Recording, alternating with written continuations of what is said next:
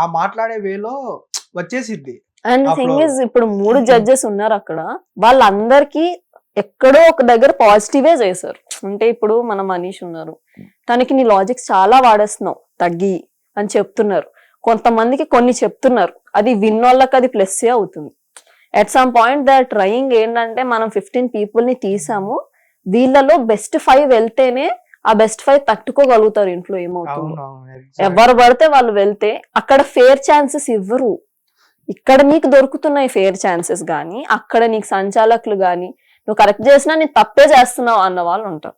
అప్పుడు నీకు ఎవడో శ్రీముఖి వచ్చి లేకపోతే నవదీప్ వచ్చి నీకు స్టాండ్ తీసుకోరు, నువ్వే తీసుకోవాలి. అది నువ్వు తీసుకోగలుగుతావా లేదా, అది మమ్మల్ని అక్కడ ట్రైన్ చేస్తున్నారు వాళ్ళు. నాకు అది అనిపించింది పర్సనలీ.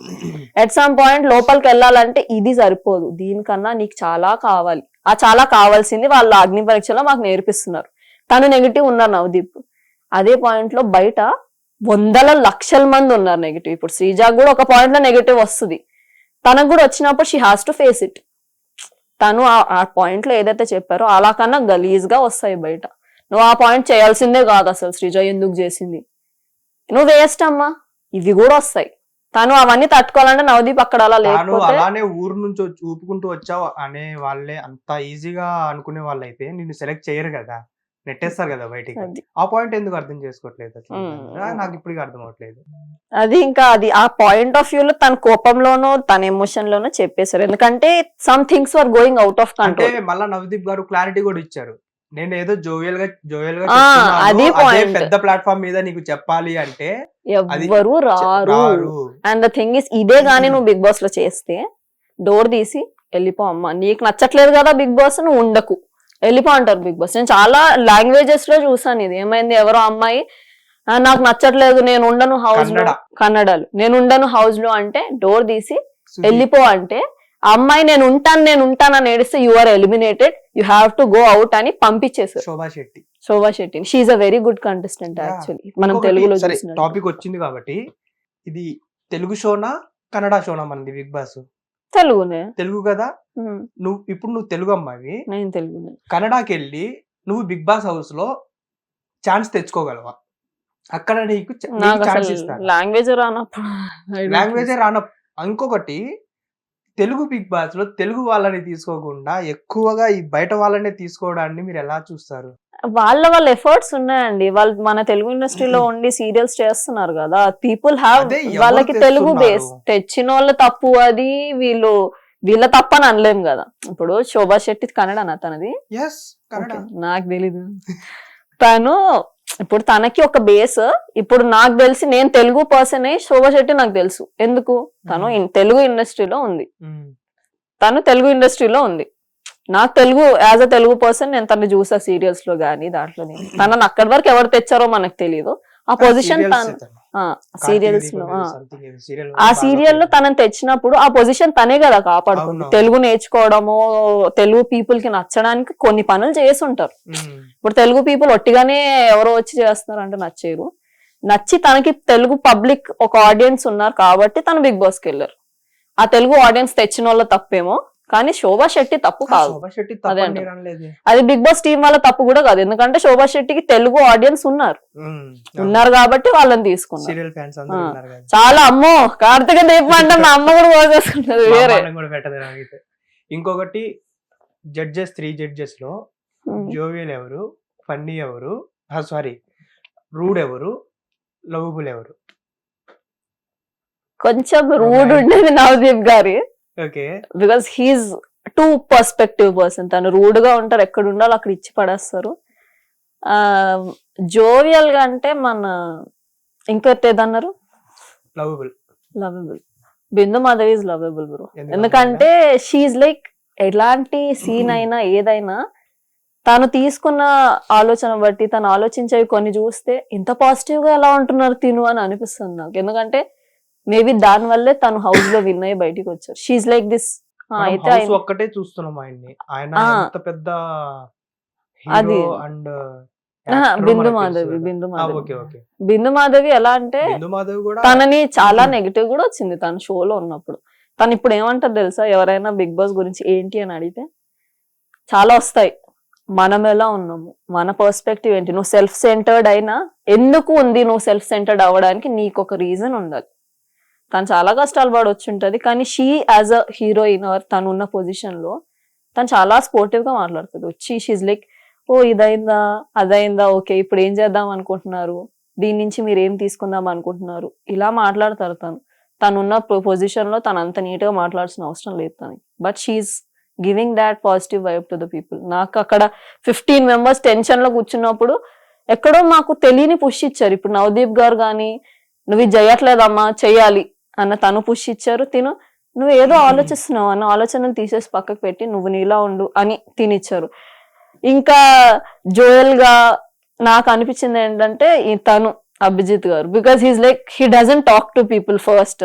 తను మాట్లాడినప్పుడు కీ పాయింట్స్ మాట్లాడతారు. ఆయన మాట్లాడక మనం మాట్లాడడానికి ఉండదు. ఇంకా తను ఇచ్చి సైలెంట్ గా ఉన్న వాళ్ళు సడన్ గా మాట్లాడితే మనకి మాటలు రావు. ఇంకా నిన్న ఎపిసోడ్ లో చూసారా, అప్పటి వరకు అజిత్ గారు మాతో ఎప్పుడు సీరియస్ అవ్వలేదు. ఒక్కసారి ఇచ్చారు, అందరూ 15 people నోట్ల నుంచి మాట రాకుండా కూర్చున్నాం. He's very good at what he does. తను మైండ్ గేమ్ ఆడినా, సీజన్ 4 ని విన్నర్ చేసింది. తను ఏం చేసినా యాజ్ అ పర్సన్.